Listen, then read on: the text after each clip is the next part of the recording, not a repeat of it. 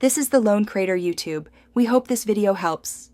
You begin by installing the Google Authenticator app and signing into the account you want to protect. Open the account's security settings, look for two-step verification or 2FA. Choose the Authenticator app option, then select Setup or Enroll. You will be shown a QR code or a 16-digit secret key. Pause here, make sure your phone's camera works, and you copied any backup codes. This first step ties the site to your device. It's the foundation of authentication. Once you see the QR code, open Google Authenticator and tap Add Account. Choose Scan a QR code to capture it. If scanning fails, select Enter Setup Key and type the 16-digit secret.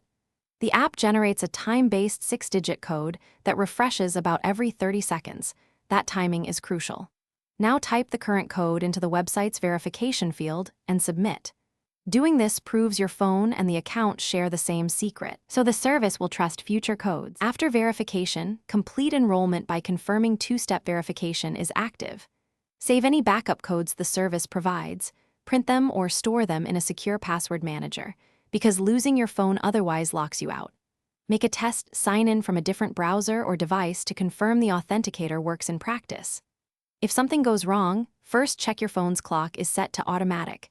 Time drift breaks codes. If problems persist, remove and re-enroll the account to reach.